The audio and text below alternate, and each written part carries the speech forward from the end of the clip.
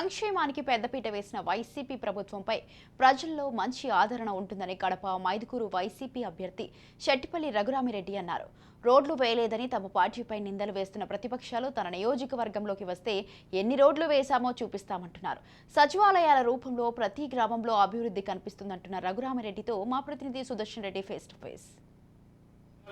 ఆయన senior politician, పలుమార్లు ఎమ్మెల్యేగా గెలుపొంది ప్రజలకు సేవ చేశారు. 80 వయసులో కూడా ఇప్పటికీ ప్రజాసేవలో తనదైన ముద్ర వేసుకుంటూ ముందుకు సాగుతున్నారు మైదుకూరు ఎమ్మెల్యే శెట్టిపల్లి రఘురామిరెడ్డి. ప్రస్తుతం ఆయన మనతో ఉన్నారు. ఆయన అడిగి మరిన్ని వివరాలు తెలుసుకునే ప్రయత్నం చేద్దాం. అయ్యా నమస్కారం. నమస్కారం అండి. ప్రస్తుతం ఈ 5 ఏళ్ల జగన్మోహన్ రెడ్డి పాలన ఏ విధంగా సాగిందంటే, ఒక సీనియర్ పొలిటీషియన్గా మీరు పార్టీ ఎమ్మెల్యేగా కాకుండా ఏం చెప్తారు?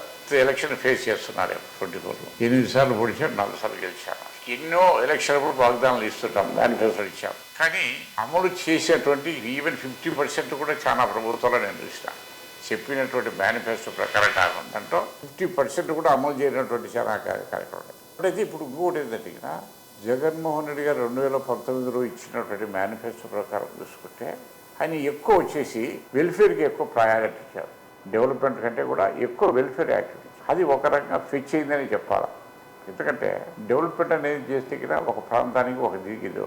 అదే ఇప్పుడు మీరు చెప్తున్నటువంటి సంక్షేమ కార్యక్రమాలన్నీ బాగానే జరుగుతున్నాయి, గొప్పగా జరుగుతున్నాయి. సంక్షేమ కార్యక్రమాల పేరుతో ప్రజలకు తాయిలాలు ఇచ్చింది తప్ప ఈ ప్రభుత్వం అభివృద్ధి చేయలేదు. అభివృద్ధి లేకపోతే రేపటి తరాలకు ఏ విధంగా ఉపాధి అవకాశాలు ఉంటాయి అన్నది ప్రతిపక్షాలు చేస్తున్నటువంటి ఆరోపణ. అభివృద్ధి అంటే అభివృద్ధి అనేది గ్రామాలు అభివృద్ధి చెందాలా, పల్లెలు అభివృద్ధి చెందాలా, ప్రజలు ఆర్థిక స్థోమత పెరగాలి. అది అభివృద్ధి అంటే నా ప్రకారం.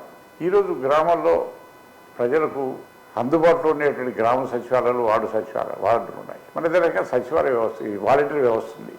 అదే ఇంతవరకు ఒక క్యాస్ట్ సర్టిఫికేట్ కానీ, ఒకటి ఇన్కమ్ సర్టిఫికేట్ కానీ కావాలంటే ఎక్కడికి వెళ్ళేవాళ్ళు? తాలూకా ఆఫీస్కి రావాలా.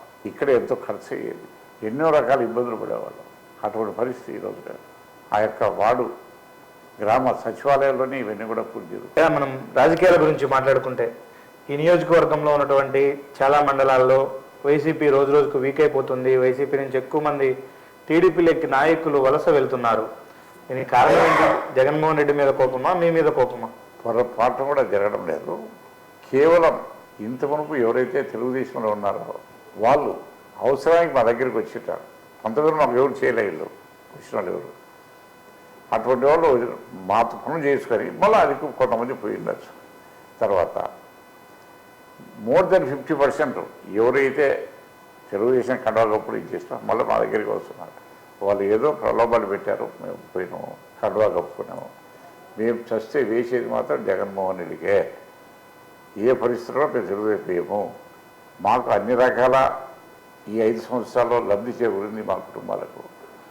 మేము ఖచ్చితంగా చేస్తాం. ఏదో బలవంతంగానో వేరే ఏదైనా ప్రలోభాలకు పోయినా కానీ మేమైతే ఓటు వేసేది వైఎస్ఆర్సీపీకే. ఓపెన్గా వాళ్ళు చెప్తున్నారు, చేస్తున్నారు. మీరు 80 ఏళ్ళ వయసులో ఉన్నారు.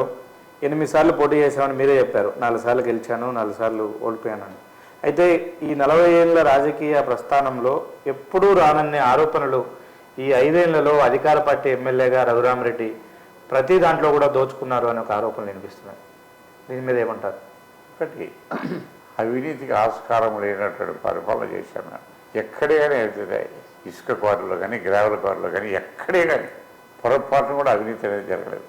వీళ్ళు ఏం చేస్తున్నారంటే, ఇంత మునుపు ప్రభుత్వంలో కేవలం తెలుగుదేశం పార్టీ నాయకులు మాత్రమే ఇసుక అమ్ముకొని బెంగళూరుకు అక్కడికి తరలించి కోట్లాది రూపాయలు సంపాదించుకుంటారు. ఇప్పుడు మా ప్రభుత్వం వచ్చినా అది చేయలేదు. జగన్మోహన్ రెడ్డి క్లియర్ కట్గా ఓపెన్ అండ్ గ్లోబల్ టెండర్స్ ఇచ్చారు. శాండ్కు ఎదురు శాండ్ అవసరమే, ప్రైవేట్ వాళ్ళకి అవసరమే, ప్రభుత్వ వర్క్స్ కూడా అవసరమే. అయితే ప్రభుత్వం ఇచ్చే వర్క్స్లో కూడా సీనియర్ ఛార్జెస్ పట్టుకుంటున్నారు, గవర్నమెంట్కి పే చేస్తున్నారు. ప్రభుత్వం ప్రైవేట్ వాళ్ళు ఎవరైనా ఇల్లు కట్టుకునే దానికని, రోడ్డు ఎదుర్కోదానికని ఖచ్చితంగా ఒక రేట్ ఫిక్స్, ఆ రేట్ ప్రకారం అమ్ముతున్నారు. దానికి కూడా గ్లోబల్ టెండర్స్ ఇచ్చారు. టెండర్స్ ద్వారా కొన్ని కోట్ల రూపాయలు ప్రభుత్వానికి ఆదాయం వచ్చింది. అదే రకంగా గ్రావెల్ క్వారీస్ కానివ్వండి, అన్ని మినరల్స్ కూడా టెండర్స్ ఇచ్చారు. ఇంతకుముందు కేవలం కొన్ని మినరల్స్ మాత్రమే ఇది ఉండేది, ఇది గ్రానైట్ అని, వెరైటీస్ అని, అటువంటిది. ఈరోజు అన్ని ఒక మినరల్స్ కూడా ఓపెన్ టెండర్స్ పిలిచారు. ఇసుక ఉంది, పబ్లిక్గా టెండర్స్ పిలిచారు. ఎవరు కావాలి వాళ్ళ దగ్గర తీసుకొని డబ్బులు కడితే నిమిషాల మీద ఇచ్చేసాను. అంతకు తప్పక ప్రైవేట్ వ్యక్తులు ఎక్కడే కానీ తీసుకెళ్లేదానికి లేదు. ఇప్పుడు డిఎల్ రవీంద్రారెడ్డి టీడీపీకి మద్దతు ఇస్తే మీకు అది ఇబ్బందికర వాతావరణం ఉండదా? ఇక్కడ మీ ఓటు బ్యాంకు కొంత గండిపడదా? అది 2014 చూసే కదా. 2014 ఆయన పబ్లిక్ అది ఇప్పుడుగా ఇప్పుడు 10 సంవత్సరాలు గ్యాప్ వచ్చింది. ఆయన రాజకీయాలు లేడు. 2014 వరకు ఆయన అధికారంలో ఉన్నాడు. కాంగ్రెస్ పార్టీ అధికారంలో ఉంది. ఆ 14 ఎలక్షన్ అప్పుడు ఆయన మంత్రిగా ఉన్నాడు.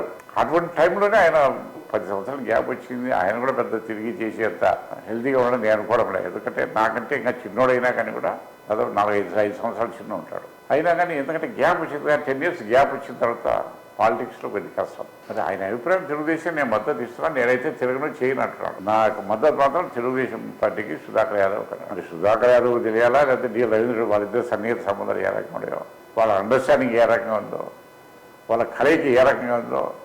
14లో చేసినావు, 19లో విడిపోయినావు, సుధాకర్ పనికి మాట్లాడినావు, తిట్టావు, చంద్రబాబు తిట్టావు. మరి ఈరోజు మళ్ళీ చంద్రబాబుకి మంచివాడని ఇస్తాడు అంటే కదా, దాని లోగుట్టు ఆ పరమాత్మకే తెలియాలి మాట్లాడుతున్నా. మొత్తం మీద అభివృద్ధిని సంక్షేమాన్ని సమపాలలో అందించినటువంటి ఈ ప్రభుత్వం రాబోయే ఎన్నికల్లో ముఖ్యంగా మైదుకూరు నియోజకవర్గంలో మంచి మెజారిటీతో గెలవబోతోందని, అసలు ఇక్కడ టీడీపీకి స్థానికంగా పనిచేసే క్యాడర్ కానీ లీడర్లు కానీ బేసే లేదంటూ మనతో పాటు మైదుకూరు వైసీపీ అభ్యర్థి శెట్టిపల్లి రఘురామ్ రెడ్డి చెప్తున్నారు. వీడియో జర్నలిస్ట్ నాగమరెడ్డితో సుదర్శన్ రెడ్డి, రాజ్ న్యూస్, మైదుకూరు.